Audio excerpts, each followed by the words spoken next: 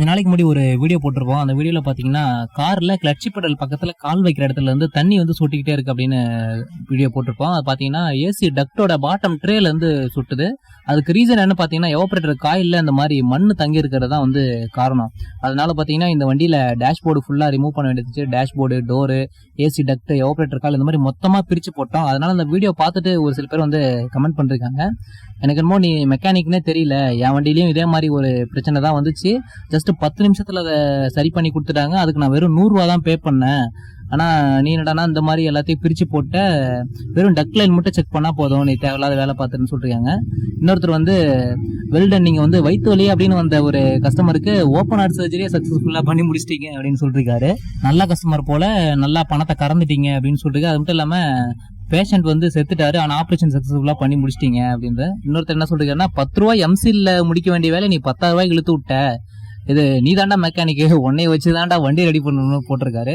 சரி, இவங்கெல்லாம் ஏன் இந்த மாதிரி சொல்றாங்க? இவங்க இந்த மாதிரி சொல்றது வந்து பாசிபிளா? அந்த மாதிரி ஒரு 5 நிமிஷம் 10 நிமிஷத்துல வந்து சரி பண்ண முடியுமா அப்படின்னா அவங்க சொல்றது பாசிபிள் தான். ஆனா எந்த மாதிரியான வண்டியில எந்த மாதிரியான கம்ப்ளைண்ட்ஸுக்கு அது பாசிபிள் அப்படின்னா இந்த வீடியோல நான் காட்டுறேன் பாருங்க. ஆக்சுவலா இந்த வீடியோ பாத்தீங்கன்னா நான் ஏற்கனவே என்னோட சேனல்லே வந்து நான் போஸ்ட் பண்ணிருக்கேன். இப்போ நான் குத்தின உடனே அதுல இருந்து டஸ்ட் பாருங்க, கொல கொல கொலன்னு வந்து விழுந்திருக்கா. ஜஸ்ட் நான் குத்தின உடனே அந்த உள்ள இது வந்து ட்ரெயின் ஓஸ், ஏசி டக்டோட ட்ரெயின் ஓஸ். சும்மா ஒரு 10 செகண்ட்ல இந்த ப்ராப்ளத்தை வந்து நான் சரி பண்ணிட்டேன். குத்தி விட்ட உடனே அவ்வளவுதான், அதுல இருந்த டஸ்ட்டும் வந்து இறங்கிடுச்சு, தண்ணியுமே ஃபுல்லா கீழே இறங்கிடுச்சு.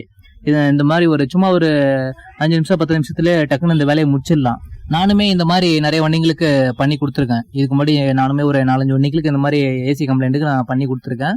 இதுல பாருங்க உள்ள என்ன அடைச்சிட்டு இருந்துச்சு அப்படின்னா, அந்த பூ பாத்தீங்கன்னா அந்த சாமந்தி பூ, இந்த மாதிரி மல்லிப்பூ, இந்த மாதிரி பூ தான், ரோஜா பூ. நம்ம சாமிக்கு வந்து பூ போடுவோம் தெரியுமா, கஸ்டமர் வந்து மேல வண்டியில வந்து சாமி வச்சிருக்காரு டேஷ்போர்ட்ல. அந்த பூ தான் வந்து பாத்தீங்கன்னா டக்ட்ல உள்ள போயிட்டு ட்ரெயின் ஹோஸ்ல வந்து பிளாக் ஆயிடுச்சு. இந்த வந்து இந்த மாதிரி தான் அடைச்சனாலதான் இந்த மாதிரி ஆயிட்டு இருக்கு. இந்த இடத்துல பாருங்க ஃபுல்லா சாமந்தி பூவா இருக்கா, இதுதான் வந்து டக்ட்ல வந்து அடைச்சிட்டு இருக்கு.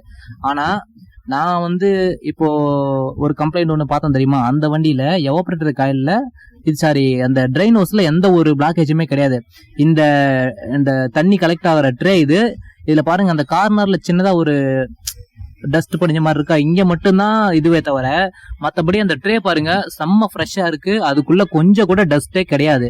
ட்ரெயின் ஹோஸ்ல எந்த ஒரு ப்ராப்ளமுமே கிடையாது அப்படின்னு நான் கன்ஃபார்ம் பண்ணிட்டு அதுக்கப்புறமா தான் நான் டேஷ்போர்டு இறக்க ஆரம்பிச்சேன். இந்த வண்டியோட ஏசி டக்ட் பாத்தீங்கன்னா இதுதான், இந்த சின்னதா ஒரு இது மாதிரி தெரியுதா, ஒரு ரெக்டாங்கிள் ஷேப்ல இந்த இதுதான் வந்து எவாபரேட்டர் காயில் வந்து உள்ள உட்காந்துருக்க இடம். இப்ப நான் பாட்டம் ட்ரே வந்து நான் பிரிச்சு வச்சிருக்கேன் தெரியுமா, அந்த இதுதான் வாட்டர் கலெக்ட் ஆகுற ட்ரே. இந்த இடத்துல பாருங்க ஓரிங் வந்து எதுவுமே கிடையாது. மத்த வண்டியில வந்துட்டு ஒரு ரப்பர் ஓரிங் மாதிரி வரும், ஆனா இந்த வண்டியில ஓரிங் எதுவுமே கிடையாது. இந்த மாதிரி ஓரிங் இல்லாதனாலதான் அந்த வண்டியில வந்து தண்ணி வந்து சைட்ல லீக் ஆனதுக்கான ரீசன். அந்த வண்டியில வந்து டஸ்ட் பிளாக்கேஜோ இல்ல மத்த எந்த ஒரு விஷயமுமே கிடையாது அந்த வண்டியில. இந்த வாட்டர் கலெக்ட் ஆகிற ட்ரே பாத்தீங்கன்னா நம்ம காருக்குள்ள எந்த இடத்துல உட்காரணும்னா, ஏதோ அந்த இடத்துல ஒரு சின்ன ஹோல்ஸ் மாதிரி தெரியுதா, நான் டேஷ்போர்டு இப்ப எல்லாமே ஃபுல்லா ரிமூவ் பண்ணி வச்சிருக்கேன். இந்த ட்ரே வந்து அந்த இடத்துலதான் வந்து உட்காரும். நான் முன்ன காட்டின வீடியோல அந்த பூவெல்லாம் கீழே வந்துச்சு தெரியுமா, அது வந்து ட்ரெயின் ஹோஸ் வந்து டைரக்டா கீழே தரைய பார்த்த மாதிரி இருக்கும்.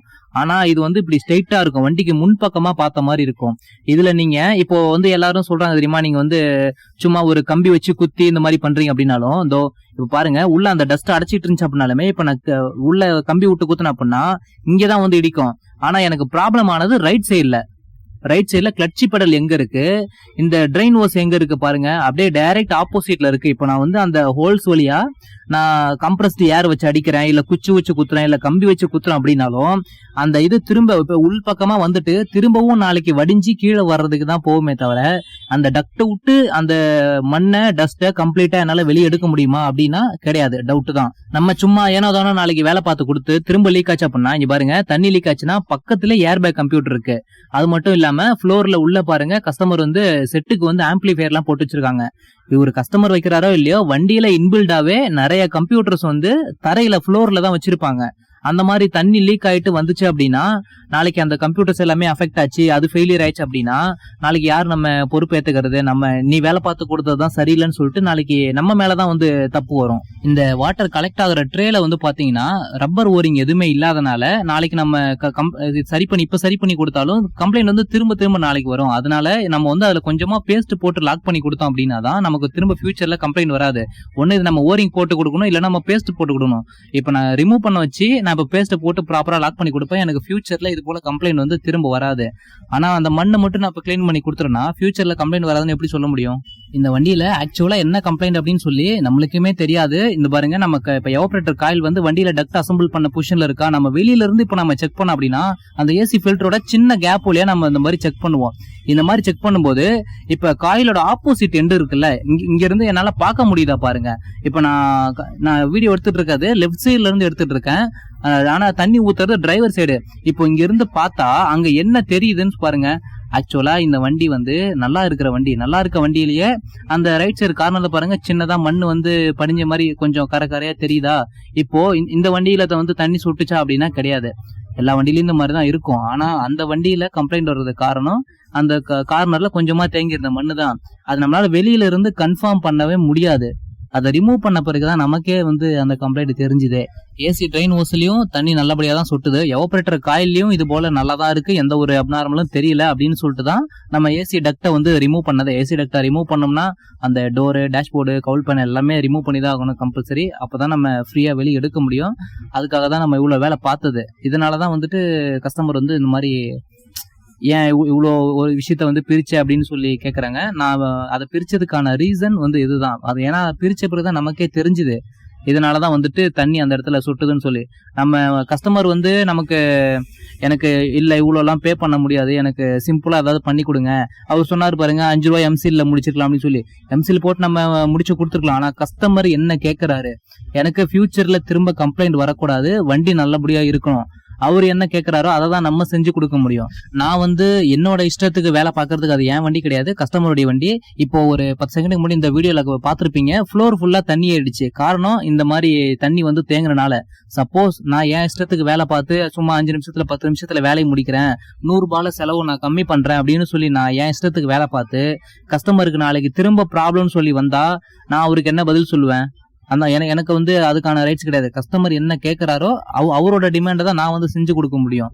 இல்ல என்னால முடியாதுன்னு சொல்றேன், அவரு வேற இடத்துல நீங்க பாத்துக்க அப்படின்ற மாதிரி சொல்றேன். அவரு வாண்டடா கேட்கும் போதுதான் நம்ம இந்த மாதிரி பண்ணி கொடுக்கறது. கஸ்டமர்கிட்ட வந்து காசு நல்லா கறந்துட்டீங்க, வயிற்று வலின்னு வந்தவருக்கு வந்து நீங்க ஹார்ட் ஆப்ரேஷனே பண்ணி முடிச்சிட்டீங்க, அது வந்து சொல்றதுக்கு வந்து நல்லா ஃபன்னாதான் இருக்கும். பட் நீங்க சொல்ற அந்த சொல்யூஷன் இருக்கு தெரியுமா, ஜஸ்ட் ஒரு பின்னை விட்டு குத்தி விட்டா சரியாயிடும். இதுல இந்த கம்ப்ளைண்ட் வந்து நானுமே நிறைய டைம் அட்டன் பண்ணிருக்கேன். ஆனா எல்லா வண்டிக்கும் இது அப்ளிகேபிள்னா கிடையாது. எல்லா வண்டிக்கும் இந்த மாதிரி கம்ப்ளைண்ட் வந்து சரி பண்ண முடியாது, ஒரு சில வண்டிங்களுக்கு மட்டும்தான். ஒரு வேலை வந்து நம்ம பண்றோம் அப்படின்னா யாருமே எங்களோட இஷ்டத்துக்கு வந்து நாங்க பண்றது வந்து கிடையாது. கஸ்டமர்கிட்ட கேட்டுட்டு சார் இது போல பண்ணணும், இவ்வளவு பே பண்ற மாதிரி இருக்கும் அப்படின்னு சொல்லி இன்ஃபர்மேஷன் பண்ணிட்டு அவரு சரி பண்ணி கொடு அப்படின்னு சொல்லும் போதுதான் நம்ம வந்து பண்றோம். நம்ம இஷ்டத்துக்கு எந்த ஒரு ஒர்க்குமே பண்ண கிடையாது. ஏன்னா இது எங்களோட காரும் கிடையாது, கஸ்டமருடைய காரை தான் நாங்க பண்றோம்.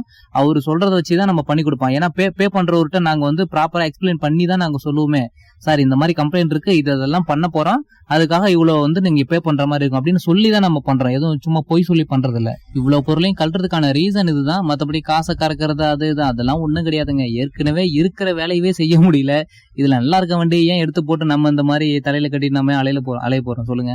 ஒரு சில கமெண்ட்ஸ் வந்து இப்ப பாத்திருப்போம். அதே மாதிரி நிறைய பேர் வந்து கமெண்ட் பண்ணிருக்காங்க, பாசிட்டிவ் கமெண்ட்ஸும் பண்ணிருக்காங்க, நெகட்டிவ் கமெண்ட்ஸும் பண்ணிருக்காங்க. அது நெகட்டிவ்னு சொல்ல முடியாது, அது பாசிட்டிவா தான் எடுத்துக்கணும். ஏன்னா அவங்க வந்து அவங்களோட வண்டியில வந்து பார்த்த கம்ப்ளைண்ட்ஸை வந்து இப்ப இது பண்ணி தான் சொல்றாங்க. ஏன்னா அவங்க நம்மகிட்ட எதுவும் சொல்ல போறது இல்ல.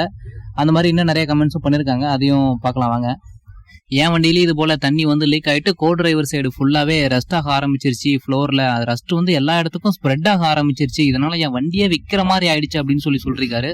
இந்த மாதிரி கம்ப்ளைண்ட் ஃபியூச்சர்ல வரக்கூடாது அப்படின்னு சொல்லி தான் நம்ம மொத்த பொருளையும் வந்து ரிமூவ் பண்ணி ப்ராப்பரா ஒர்க் பண்ணி கொடுத்துருக்கோம்.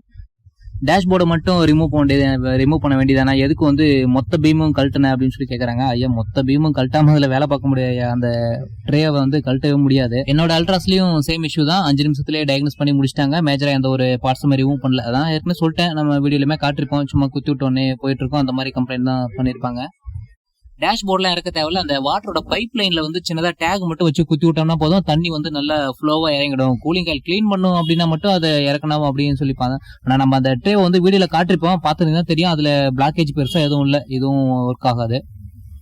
எனக்கும் இதே ப்ராப்ளம் தான் ஆச்சு. ஷோரூம்ல கொடுத்தேன், சும்மா ஒரு சின்ன நீடில் வச்சு இந்த ப்ராப்ளத்தை சரி பண்ணிட்டாங்க. ஆனா ஏன் இவ்வளவு விஷயத்தை நீ பண்ணன்னு தெரியலன்னு சொல்றாரு. ஓகே, நம்ம முன்னாடியே சொல்லிட்டோம் ஏன் அது மாதிரி பண்ணோம்னு. அவ்வளோத்தையும் கழட்டி போட்டு பெரிய பில்லா போட்டீங்க அதானே, இதனாலதான் நான் மெக்கானிக் பக்கம் போறதுக்கே பயமா இருக்கு அப்படின்னு சொல்றாரு. என்ன பண்றது, ஏன்னா ப்ராப்பரா ஒர்க் பண்ணோம்னா எல்லாத்தையும் பிரிச்சு தானே ஆகணும். என் கார்லயும் இதே மாதிரி தான் ட்ரெயின் ஹோஸ் வந்து பிளாக் ஆயிருந்துச்சு. கம்ப்ரஸ்டு ஏர் அடிச்சு வந்து எனக்கு ஃப்ரீ ஆஃப் காஸ்ட்லேயே பண்ணி கொடுத்துட்டாங்க. இதுக்கு போய் நீங்க மொத்தத்தையும் கழட்டி போட்டு கொஞ்சோண்டு மண்ணை காட்டிட்டு இதுதான் வந்து ப்ராப்ளம்னு சொல்லிட்டீங்க. திஸ் இஸ் நாட் ஃபேர் அப்படின்னு சொல்லிருக்காரு. பிளாக்கேஜை கிளியர் பண்ணோம் அப்படின்னு சொல்லிட்டு வெளியே இருந்து நீங்க காத்தடிக்கிறீங்க அப்படின்னா அந்த டஸ்ட் வெளியே வருமா இல்ல உள்ள போகுமா, நீங்களே சொல்லுங்க. உள்ள போய் பட்டுருச்சு அப்படின்னா அங்கங்க செதறி கிடக்கும். திரும்ப ஒரு வாரம் 10 நாள் கழிச்சு அது திரும்ப தண்ணி இறங்கும் போது தண்ணியோட சேர்ந்து கீழே வந்து திரும்பவும் ட்ரெயின் பைப் வந்து பிளாக் ஆக தான் ஆரம்பிக்கும். என்னங்க போங்க. என்னோட நெக்ஸான் கார்ல இந்த மாதிரி ஏசி ப்ராப்ளத்தால ஏசி ஃபுல் யூனிட்டியுமே நான் வந்து மாத்திட்டேன். அதுவும் வண்டி வாங்கி ஒரு 5 மாசத்துலயே இந்த மாதிரி ஆயிடுச்சு அப்படின்னு போட்டுருக்காரு. மேபி வாரண்டியில மாத்திருப்பாருன்னு நினைக்கிறேன். உன் கார்ல பிரச்சனைனா அதுக்கு நாங்க என்னடா பண்ண முடியும், வீடியோவை பார்த்து எனக்கு தலை தாண்டா வலிக்குது அப்படின்னு சொல்றாரு. ஐயா, அவ்வளோ கஷ்டப்பட்டு நீங்க வீடியோ பார்க்க வேணாம், தயவு செஞ்சு ஸ்கிப் பண்ணிடுங்க. தேவையானவங்க மட்டும் பார்த்துக்கிட்டோம். உங்க வீடியோ நல்லா தான் இருக்கு, நல்லா தான் போடுறீங்க, இன்னும் கொஞ்சம் முழுமையான வீடியோவா இருந்தா பரவாயில்ல அப்படின்ற மாதிரி சொல்றாரு. என்ன பண்றது, கொஞ்சம் டைம் இல்லாதனால ஃபுல் வீடியோ எடுத்து போட முடியல. சரி, ஃபியூச்சர்ல ட்ரை பண்றேன். Good work and wonderful explanation. Okay, thank you. சப்ஸ்கிரைபும் பண்ணிட்டேன்னு போட்டிருக்காரு. Very good narration. சப்ஸ்கிரைப் 2 பேரும் சப்ஸ்கிரைப் பண்ணிட்டேன்னு கமெண்ட் பண்ணிருக்காங்க. ஓகே, ரொம்ப நன்றி. சப்ஸ்கிரைப் பண்ணிருக்காங்க அப்படின்னா நான் சொன்ன விஷயம் அவங்களுக்கு முழுசா புரிஞ்சிருக்கு அப்படின்னு நினைக்கிறேன். ஓகே, ரொம்ப நல்ல விஷயம். Detailed information. Okay, thank you. Super explanation. Okay, நான் சொன்ன விஷயம் அவருக்கு முழுசா புரிஞ்சிருக்கு, ரொம்ப நன்றி. Good cos analysis. ஓகே, நான் பார்த்த ஒர்க்கு அவருக்கு வந்து பிடிச்சிருக்கு, முழுசா புரிஞ்சிருக்கு அவருக்கு. Okay, thank you. Clear explanation. Super bro. Okay, நம்ம எக்ஸ்பிளைன் பண்ணதுக்கு அவருக்கு கரெக்டாக புரிஞ்சிருக்கு.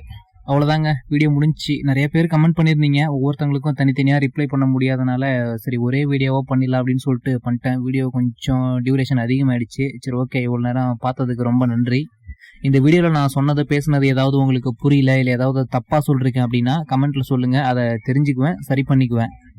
வேறு எதை பற்றியாவது டீட்டெயிலாக வீடியோ வேணும் அப்படின்னா அதையுமே கமெண்ட் பண்ணுங்கள், போடுறதுக்கு ட்ரை பண்ணுறேன். சரி, ஓகே, இது வரைக்கும் முழுசாக உட்காந்து பொறுமையாக வீடியோவை பார்த்ததுக்கு நன்றி, வணக்கம்.